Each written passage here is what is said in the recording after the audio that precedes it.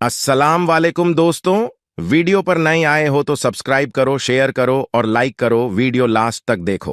खूनी का खेल। पुराने घर में लाश। एक पुराने जमाने का ड्राइंग रूम जिसमें मखमली सोफा और एक भारी लकड़ी का टेबल है।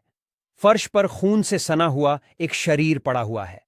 सूर्य अभी कुछ ही देर पहले उदय हुआ था और सुबह की धूप नई दिल्ली के पुराने शहर की गलियों में फैल रही थी।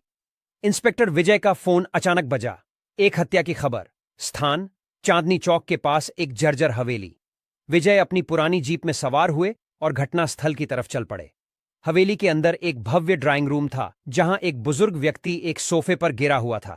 सूखे खून के धब्बे उसके सफेद कुर्ते को गहरा लाल कर रहे थे। संदिग्धों की कतार।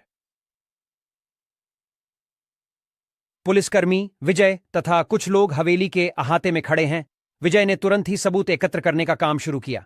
मृतक की पहचान प्रेम प्रकाश के रूप में हुई, जो इस हवेली के अकेले मालिक थे।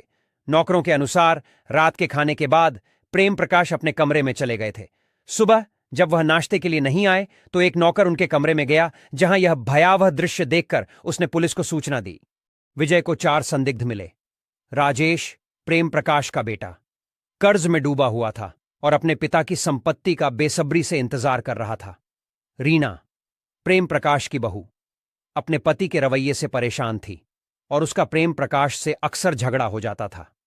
रमेश, प्रेम प्रकाश का निजी सचिव, कुछ दिनों से प्रेम प्रकाश के साथ उसकी अनबन चल रही थी।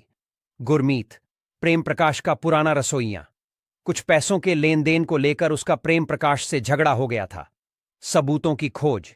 विजय सफेद दस्तानों के साथ एक खूनी चाकू की जांच कर रहे हैं। विजय ने कमरे की तलाशी शुरू की। फर्श पर खून के कुछ धब्बे थे। अचानक उन्हें बिस्तर के नीचे कालीन के कोने से एक चाकू दिखाई दिया। उस पर खून के निशान थे। क्या यह हत्या का हथियार हो सकता है? विजय ने फॉरेंसिक टीम को बुलाया और सावधानी से उस चाकू को साक्ष्य के रूप में एकत्र कर लिया गया। अब विजय ने संदिग्धों से पूछताछ शुरू की। राजेश ने दावा किया कि वह रात के खाने के बाद अपने दोस्तों के साथ बाहर चला गया था। रीना ने कहा कि वह अपने कमरे में जल्दी सो गई थी। रमेश किसी जरूरी काम के लिए देर रात बाजार गया था, लेकिन उसके पास इसका कोई सबूत नहीं था। गुरमीत ने कहा कि वह अपने घर चला गया था, जो कुछ किलोमीटर दूर ही था। किसी के पास भी अपनी बात साबित करने का कोई पुख्ता सबूत नहीं था। Forensic report. एक वैज्ञानिक एक माइक्रोस्कोप के नीचे खून के नमूने की जांच कर रहा है। फॉरेंसिक टीम ने अपना काम शुरू कर दिया। चाकू के फिंगरप्रिंट्स रमेश के फिंगरप्रिंट्स से मेल खाते थे। खून के धब्बे प्रेम प्रकाश के खून से मेल खा रहे थे। रमेश के कपड़ों पर कुछ मिट्टी जैसा पदार्थ पाया गया, जो बरामदे की मिट्टी से मेल खाता था। लगता था कि जैसे विजय के हाथ कुछ ठोस सबूत लग गए थे। रमेश का कबूलनामा। विजय रमेश से पुलिस थाने में पूछताछ कर रहे हैं। विजय रमेश को गिरफ्तार करके पुलिस स्टेशन ले आए।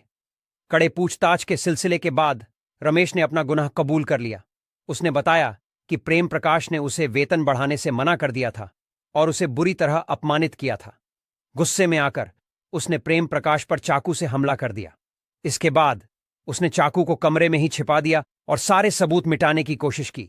न्याय की जीत। न्यायाधीश लकड़ी के हथौड़े से मेज पर प्रहार कर रहे हैं। उनके बगल में रमेश सिर झुकाए बैठा है। रमेश के खिलाफ अदालत में मुकदमा चलाया गया। मजबूत सबूतों के आधार पर उसे उम्र कैद की सजा सुनाई गई। प्रेम प्रकाश के परिवार को इंसाफ तो मिल गया, लेकिन उन्हें अपनी क्षति का एहसास हमेशा रहेगा। विजय के लिए यह एक और केस था